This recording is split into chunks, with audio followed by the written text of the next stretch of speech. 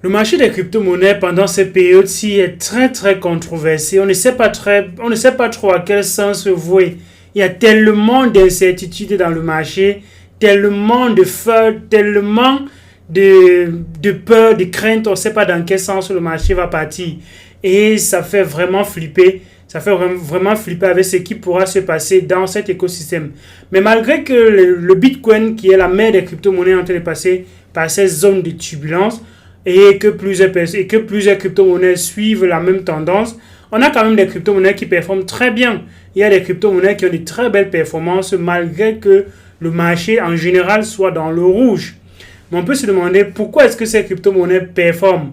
Et plusieurs crypto-monnaies qui performent là présentement sont des crypto-monnaies qui sont adossées au NFT. Le NFT connaît beaucoup de volume de transactions ces derniers temps-ci. Il y a beaucoup de ventes, il y a beaucoup de NFT qui font beaucoup de gros records pendant cette période-ci. Donc voilà un peu une niche que vous pouvez également explorer. Mais nous, dans cette vidéo, on va pas parler des NFT, on va parler des cultivateurs 2.0.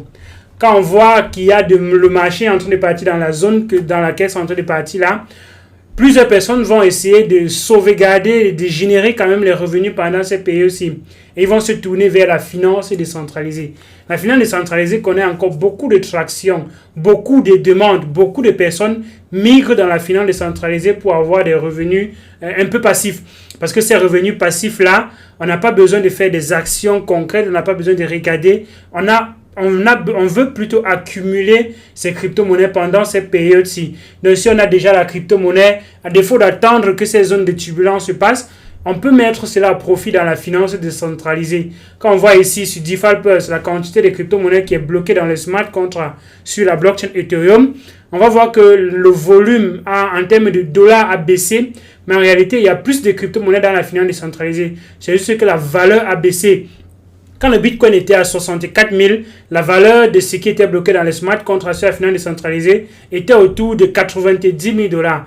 Mais le Bitcoin a perdu presque la moitié. Ça voudrait dire que la valeur de ce qui a été bloqué à cet instant-là a drastiquement chuté de moitié. Donc, ce n'est pas la quantité qui a été bloquée qui a chuté, mais plutôt la valeur. Donc, si on essaye un peu de voir, la quantité a plutôt augmenté dans les smart contracts pendant ces périodes-ci. Quand on est sur la Binance Smart Chain, par exemple, on avait Venus qui était au top des plateformes sur la Binance Smart Chain en termes de quantité bloquée dans la finance décentralisée. Mais aujourd'hui, Venus est en deuxième position. Binance a dépassé de loin Venus. Binance est à 6 milliards bloqués dans ses smart contracts, tandis que Venus est à 2 milliards et MDEX est à 1,3 milliard. Donc, vous voyez qu'il y a plus de personnes qui sont en train de repartir dans la finance décentralisée. Les plateformes comme Pancake Bunny et comme Venus ont été victimes de certains hacks, donc de certains bugs dans les smart contracts, et ça fait en sorte que la plateforme que ça plombe un peu la quantité qui est bloquée sur ces plateformes-là. Mais bon, ça a profité à d'autres plateformes qui se sont réveillées, qui ont bien performé pendant ces périodes-ci. Donc, on va un peu aller aujourd'hui, comment est-ce que les nouveaux types de cultivateurs font, quels sont les outils qu'ils utilisent. Avant, les cultivateurs, c'était ceux qui allaient au champ avec les roues, les machettes, et qui labouraient les terres, et ils plantaient, après ils récoltaient et ils mettaient sur le marché. Mais on a d'autres cultivateurs aujourd'hui qui cultivent sur la blockchain, qui cultivent les crypto-monnaies, qui vont développer des stratégies de comment est-ce qu'ils vont rentabiliser leur portefeuille. Qu'est-ce qu'il faut cultiver, qu'est-ce qu'il faut récolter, quand est-ce qu'il faut récolter, quand est-ce qu'il faut sortir d'une plateforme pour aller dans l'autre, ainsi de suite, ainsi de suite. Et pour ça, on a besoin d'outils. Dans cette vidéo, je vais donc te partager quelques outils pour toi qui veut devenir cultivateur 2.0. Quels sont les outils dont tu auras besoin pour te permettre d'avancer plus rapidement dans cet écosystème et de sauvegarder un peu une partie de ton portefeuille, si ou même au contraire de l'accroître en tant que quantité de crypto-monnaies pendant cette période-ci. C'est ce que moi j'utilise majoritairement. Donc restez jusqu'à la fin de la vidéo pour découvrir comment est-ce que tu peux toi aussi entrer dans cet écosystème et devenir cultivateur 2.0.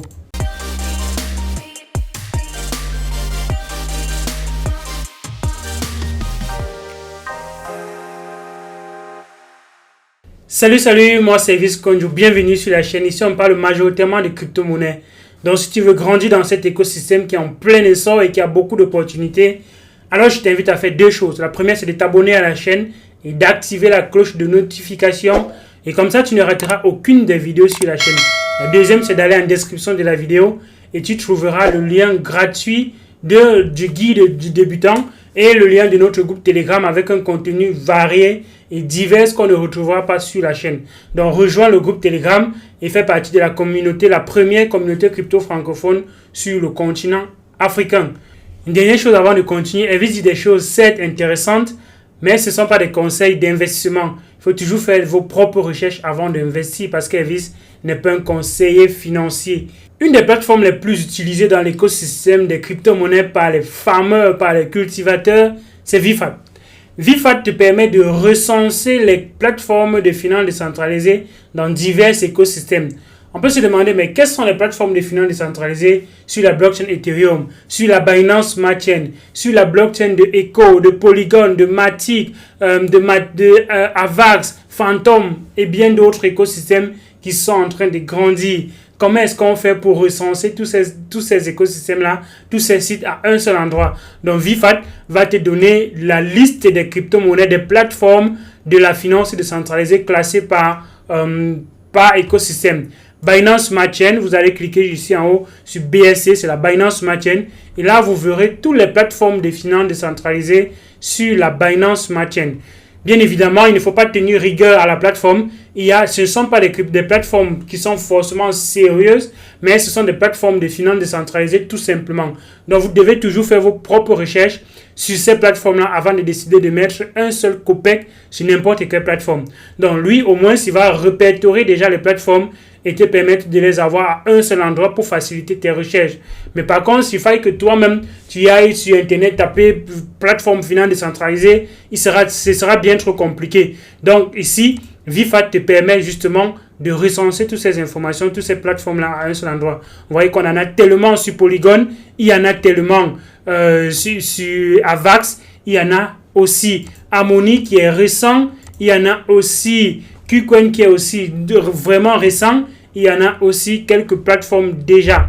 Donc, vous pouvez passer sur VFAT, sur vfat.tool et vous allez recenser justement ces différentes plateformes-là. Il y a une autre plateforme, Token Sniff, qui répertorie les tokens qui viennent d'être créés sur la blockchain. Donc, sur la blockchain, que ce soit la Binance Smart Chain ou bien la blockchain Ethereum, ils vont afficher les smart contracts qui viennent d'être déployés sur la blockchain. Ça peut être quelque chose qui peut être assez intéressant de voir justement quand est-ce que quelque chose se déploie sur la blockchain. Et dès que ça se déploie, vous pouvez comprendre qu'il y a quelque chose qui est en train d'arriver. Et vous pouvez donc prêter attention, commencer vos propres recherches. Et si vous pensez que c'est intéressant et que vous voulez acheter, alors vous serez early. Parce que ça vient justement d'être listé, ça vient justement d'être ajouté sur la blockchain. Ils vont aussi mettre quelques plateformes qui ont été signalées en étant des arnaques. Vous allez voir ici les tests scam and hack. Dans les plateformes qui ont été hackées, vous allez voir ça dans cette liste-ci qui est mise à jour manuellement, je crois bien. Il y a des gens qui vont signaler que, ok, ceci c'est une arnaque, ceci s'est fait hacker, et ainsi de suite. Et ils vont signaler. Donc, voilà une plateforme qui te permet justement de voir quelque chose en amont, peut-être avant que ça ne se liste même, avant que ça n'entre dans le marché, tu peux justement être au courant de ce qui est déjà, de ce qui est en route. Un autre outil qui sera aussi beaucoup utilisé, ce sont les outils qui vont te permettre de voir le prix des tokens dans les plateformes dans les smart contracts, dans les plateformes de finances décentralisées. Quand on est par exemple sur PancakeSwap et quand on veut voir le prix d'un token, la variation du coût d'un token, on a juste l'adresse du token. Comment est-ce qu'on fait pour voir la variation du token? On peut justement utiliser les outils comme DexTool ou bien PoCoin qui vont justement te permettre d'avoir ces informations-là. Et alors, tu pourras voir quelle est la tendance du token. Est-ce que c'est en train de prendre de la valeur ou bien est-ce que c'est en train de perdre de la valeur? Quelles sont les dernières transactions? Ce sont les achats ou bien ce sont les ventes? On est majoritairement en train d'acheter ou bien on est majoritairement en train de vendre. Donc, justement, ces différentes plateformes vont te donner ces informations-là. Une autre plateforme aussi, c'est directement l'Explorer de Binance Smart Chain Scan. Donc, BSC Scan va te permettre au niveau de ressources de cliquer sur Yield Farm.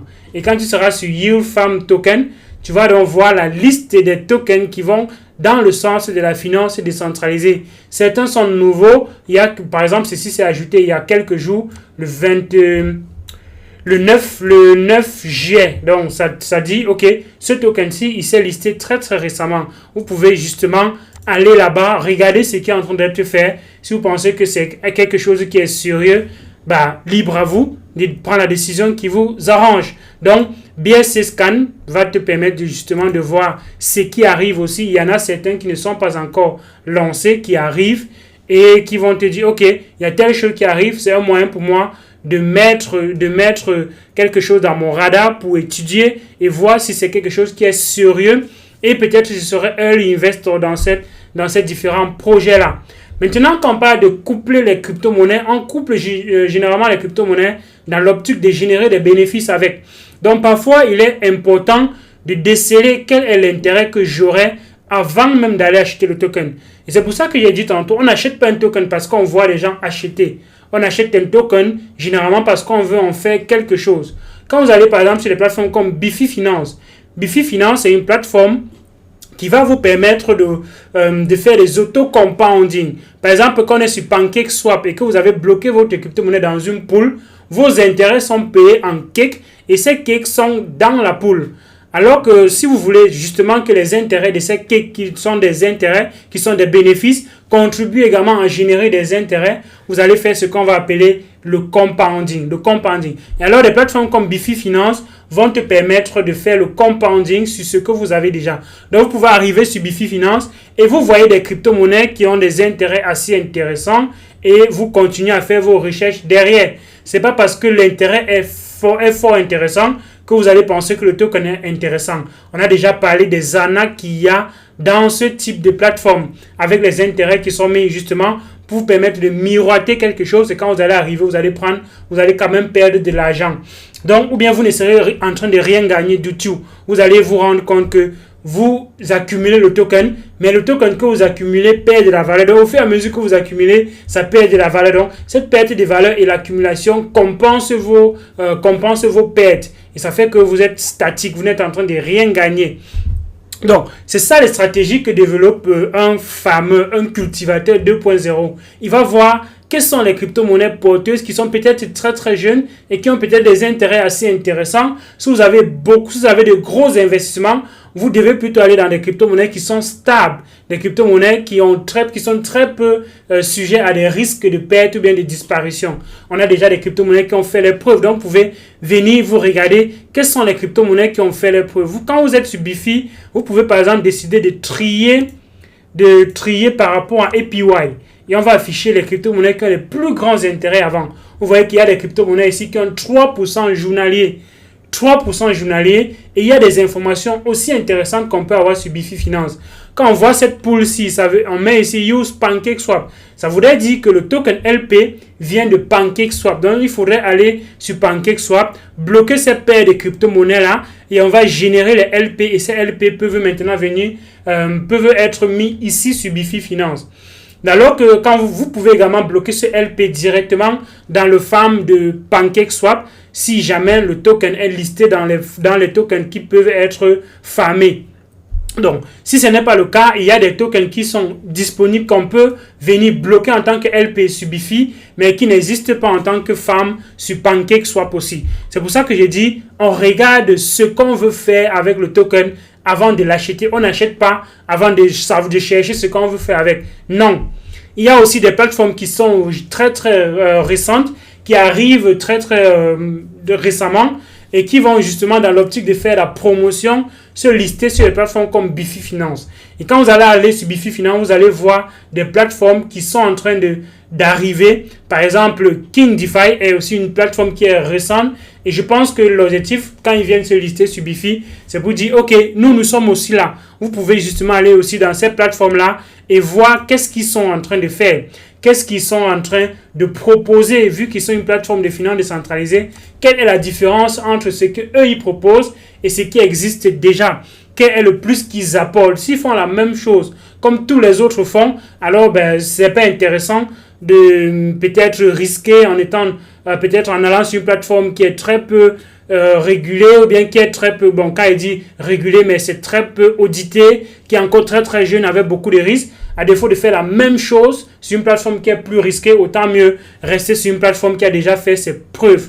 Donc allez uniquement sur les plateformes qui sont jeunes si et seulement si vous maîtrisez ces plateformes là, si vous connaissez au minimum comment ça fonctionne. Mais sinon vous pouvez aller sur les plateformes qui ont déjà fait leurs preuves, les Bifi Finance, PancakeSwap, Berkeley Finance, MDEX, et encore il y en a quelques-unes de ces plateformes qui sont quand même aussi sérieuses avec les preuves qu'ils ont déjà montrées pendant un bon bout de temps dans cet écosystème.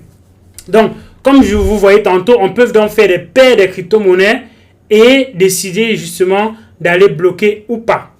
Ça, c'est sur une blockchain. Il y a d'autres blockchains qu'on peut également explorer. Vous voyez que Bifi Finance, lui, il est sur plusieurs blockchains. Mais plusieurs personnes, quand ils arrivent sur Bifi Finance, ils voient uniquement la blockchain Binance Smart Chain.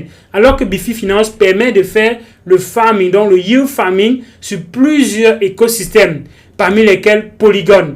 Je vais cliquer ici, je dis, OK, là, je vais voir sur Polygon. Et sur Polygon, il va me demander de changer mon réseau. Là, je vais faire une vidéo pour vous expliquer comment est-ce qu'on fait pour configurer son MetaMask pour interagir avec la finance décentralisée sur différentes plateformes. Donc, on va faire une vidéo pour expliquer un peu cela. Donc, je suis sur Polygon. Mon portefeuille est déjà c'était sur Polygon. Et alors là, sur Polygon, on a plus d'intérêt qu'on avait sur Binance Smart Chain.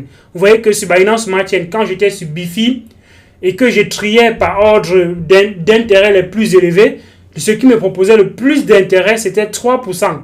J'ai changé de blockchain, je suis sur Polygon, et ce qui me propose maintenant le plus d'intérêt, c'est 7% par jour. 7% par jour, ça voudrait dire environ 17 000% l'année. 17 trillions de pourcents l'année. 17 trillions. Quand on voit T, c'est trillion, ce n'est pas million, c'est trillion l'année.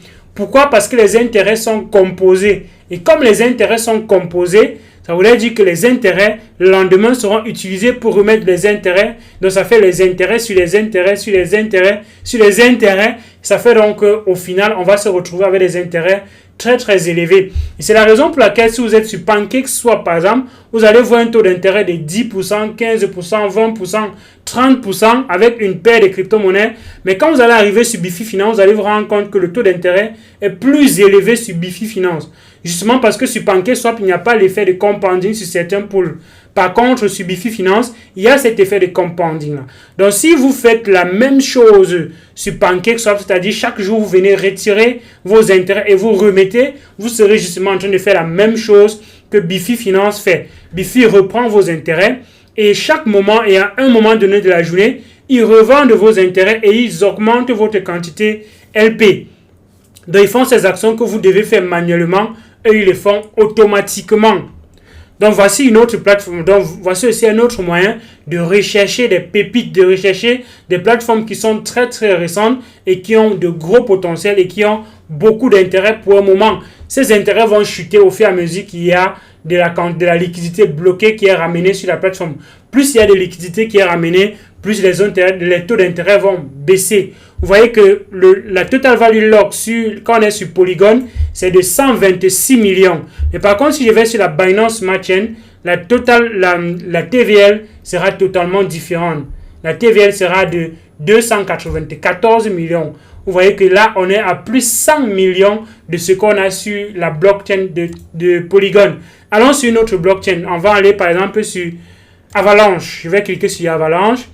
Je ne sais pas s'il va m'afficher. Là, vous voyez que sur Avalanche, on a juste 1 million bloqué. 1 million bloqué sur Avalanche. Juste 1 million. Donc, il n'y a pas assez de liquidité sur cet autre écosystème-là.